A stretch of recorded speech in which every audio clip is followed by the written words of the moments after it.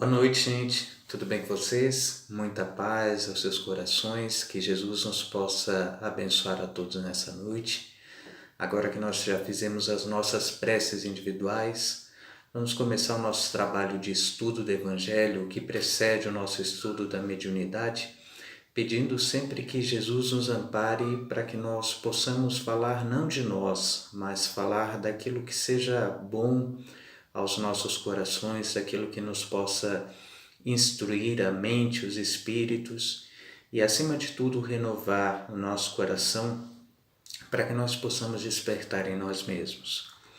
Nós temos hoje um texto que chama muito a atenção e que às vezes nós não percebemos a profundidade desse texto.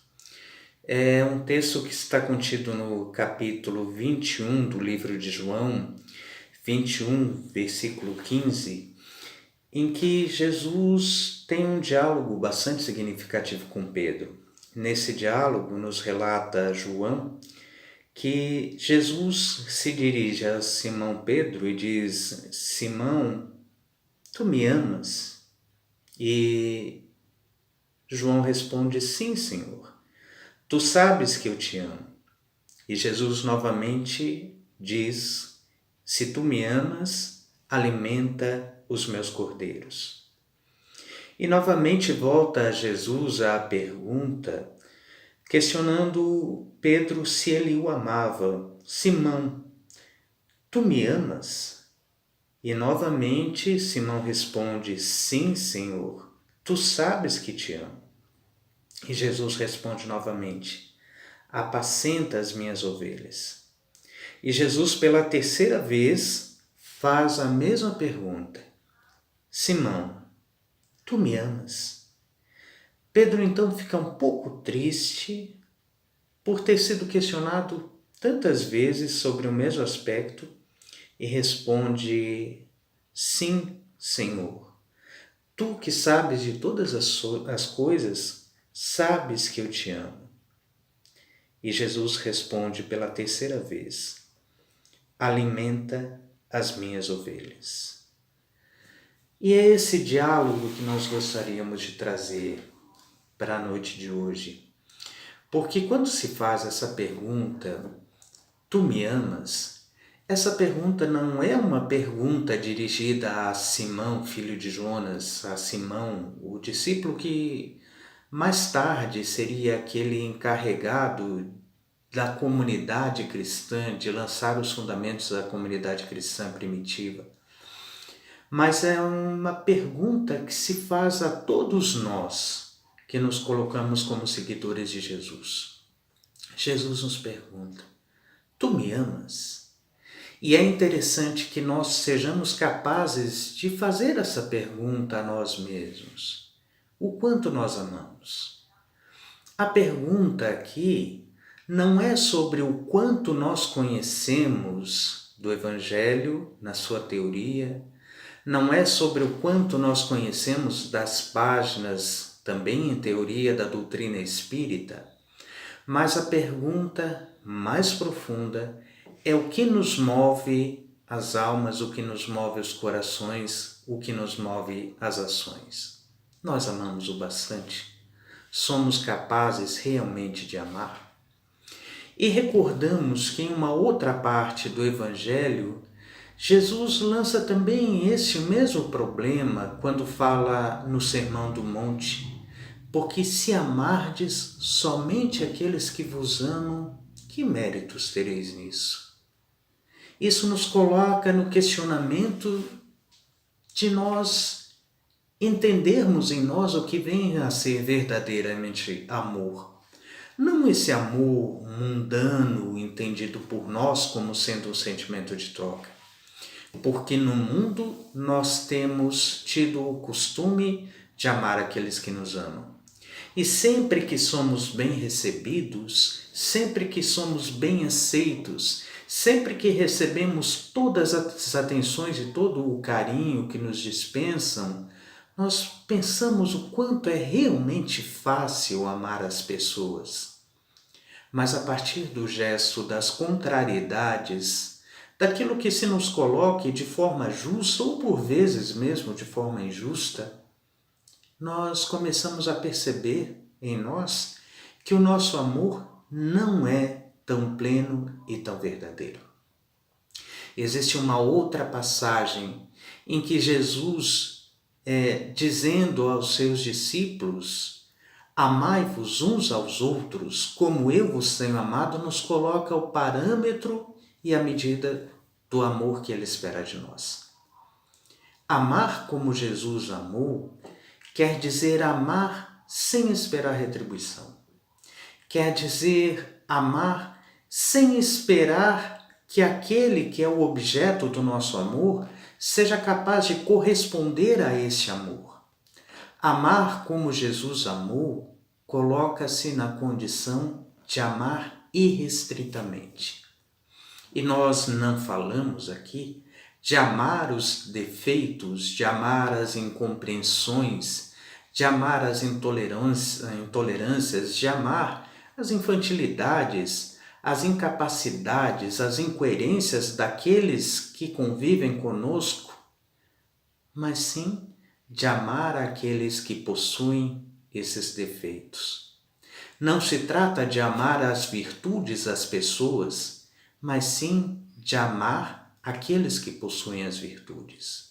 Porque o objeto de amor não deve ser a qualidade daqueles a quem amamos, mas o objeto de amor deve ser aquele que possui as qualidades. O objeto do amor não deve ser mesmo os defeitos que as pessoas trazem consigo, as suas incoerências, porque não se trata de uma condição de masoquismo, de fazermos mal a nós mesmos. Porque o próprio Kardec, nas páginas do Evangelho segundo o Espiritismo, diz que isso resulta mesmo de uma impossibilidade da lei de atração e repulsão dos corpos, da lei de afinidade, da lei de sintonia, que é impossível mesmo ter para aqueles com aqueles que não nos compreendem ou aqueles que tecem para conosco sentimentos mais difíceis, o mesmo amor que nós tenhamos para aqueles com quem nós temos todas as afinidades possíveis. Mas amor, segundo Jesus, não é isso. Nós temos entendido o amor como sendo uma troca, como sendo uma compensação, e amor não é isso. Nós temos entendido o amor como sendo sentimento, e amor ainda não é isso. O Evangelho segundo o Espiritismo nos fala das fases da evolução do homem, dizendo que no princípio o homem tem somente instintos, que mais avançado lhe surge a capacidade do raciocínio e da intelectualidade. Mais tarde ainda surgem os sentimentos e que o ponto elevado dos sentimentos é o amor, é a caridade. Mas isso não quer dizer que amar coloque-se somente na questão de sentir, na questão de esposar um determinado sentimento, porque isso seria mesmo uma contrariedade daquela lei que nos diz: amai aqueles que vos perseguem e caluniam, amai aos vossos inimigos. Se alguém vos pedir a túnica, dá-lhe também a capa. Se alguém vos obriga a caminhar com ele 1000 passos, vai também mais 1000. Porque nós compreendemos na vida que por vezes é somente depois do 1000º passo que nós começamos a entender e começar a compreender a pessoa, as suas razões, os seus porquês, e todo mundo os tem, as razões e tem os porquês. E nós passamos a compreender dessa forma que amar, muito além de sentimento, é uma questão de ação e uma questão de atitude.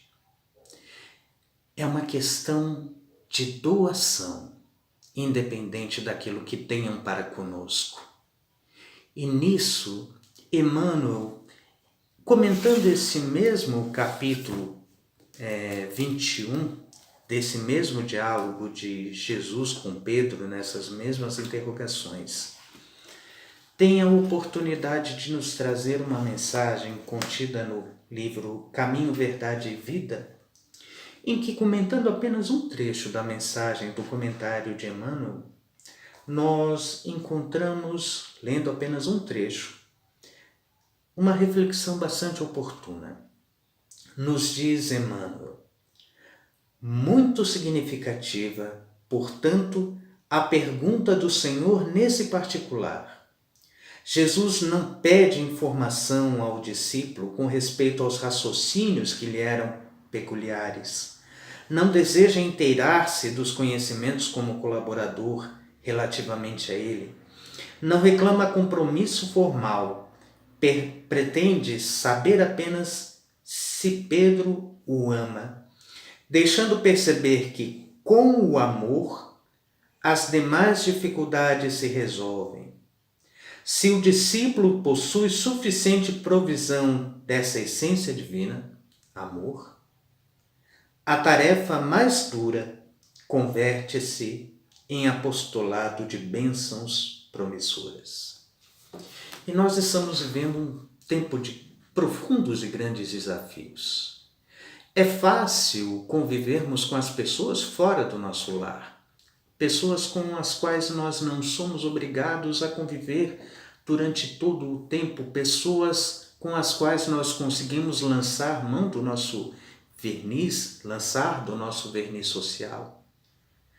Pessoas as quais nós conhecemos revestidas desse verniz que a sociedade impõe, que os modos de educação impõem, mas no lar, na intimidade do lar, quando nós precisamos nos mostrar tais quais somos e entender e perceber aqueles que conosco vivem no lar tais quais são, sem os vernizes, com todas as suas cruezas, aí se torna mais difícil a tarefa da compreensão e do amor. E nesse tempo em que estamos todos nós colocados a viver mais juntos, em maior conjunto na intimidade do lar, passando mais tempo com os nossos familiares, dada a imposição que se faz pelas restrições de saúde, restrições sociais, nesses tempos de pandemia, nós temos enfrentado desafios bastante grandes na convivência daqueles que nos cercam. E, nesse ponto, interessante lembrarmos a pergunta de Jesus. Tu me amas o bastante? Tu me amas? E ao respondermos positivamente, ouvimos novamente a ponderação do Mestre dizendo: apacenta as minhas ovelhas, alimenta as minhas ovelhas. E seria de perguntar o que Jesus quis dizer com isso. E entendemos assim que Jesus não falava, por certo, das obrigações que nos são colocadas ao assumirmos as responsabilidades de família, de chefes de família, de compartilharmos as necessidades materiais do pão, da veste, do alimento, do medicamento, mas as imposições de alimentação, de apacentamento aqui são muito mais profundas, porque trata-se do alimento da alma, trata-se do apacentar das almas, do cuidar das almas.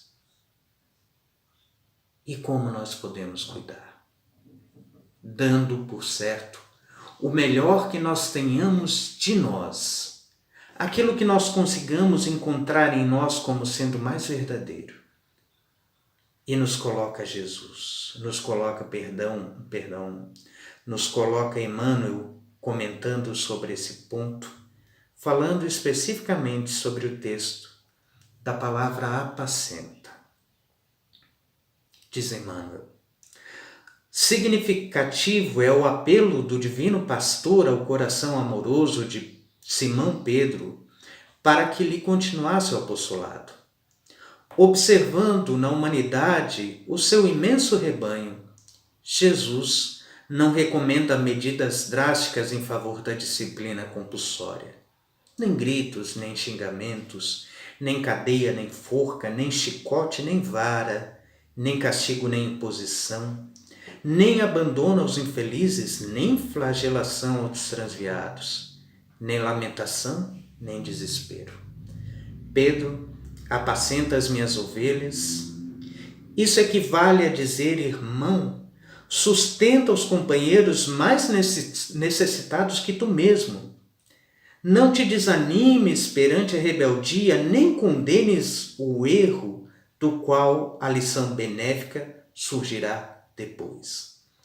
Ajuda ao próximo ao invés de vergastá-lo. Educa sempre. Revela-te por fiel trabalhador. Seja exigente para contigo mesmo e ampara os corações enfermiços e frágeis que te acompanham os passos. Se plantares o bem, o tempo se incumbirá da germinação, do desenvolvimento, da florescência e da frutificação no instante oportuno. Não analises destruindo. O inexperiente de hoje pode ser o mentor de amanhã. Alimenta a boa parte do teu irmão e segue para adiante. A vida converterá o mal em detritos e o Senhor fará o resto. Do livro Fonte Viva, Psicografia de Chico Xavier. Importante. Alimenta a boa parte do teu irmão e segue adiante. Jesus não espera dessa forma que nós possamos transformar aos outros, aos defeitos dos outros, porque a cada um cabe a transformação de si mesmos, assim como a nós mesmos cumpre a nossa própria transformação. Mas o que nos pede Jesus é que a nossa capacidade de amor, a nossa capacidade de amorosidade, a nossa capacidade de silenciar e esperar diante das incompreensões, seja a semente que haverá de germinar no coração do outro, daquele que caminha conosco no tempo certo. E o tempo certo é o tempo de cada um. O amor a que se refere Jesus é aquele amor que dá e que espera, não para que nós possamos colher do outro em nós, mas para que o outro possa colher de nós em si mesmos. Que a paz de Jesus esteja sempre nos nossos corações e que Deus nos ampare no seu amor infinito e incondicional. Por falar nisso, lembremos do conselho de Jesus. Sede perfeitos, como perfeito é o vosso Pai Celestial. A forma mais eficiente, porém não mais fácil, que nós temos de começar a buscar a perfeição é fazendo que o nosso amor seja algo próximo do amor de Deus, incondicional, que ama apenas por amar. E recordamos que Jesus, em um diálogo bastante interessante com Maria de Migdal, trazido esse diálogo por Khalil Gibran no livro Jesus, o Filho do Homem, tem a oportunidade de dizer a Miriam, a Maria de Madalena, no caso, Maria, os outros te amam por aquilo que eles são, eu te amo por quem tu és. Que nós possamos amar aos outros, não por aquilo que nós somos, por aquilo que nós vemos no outro, por aquilo que esperamos colher de nós no outro, mas por aquilo que os outros são. Que a paz de Jesus permaneça sempre em nossos corações. Muita paz.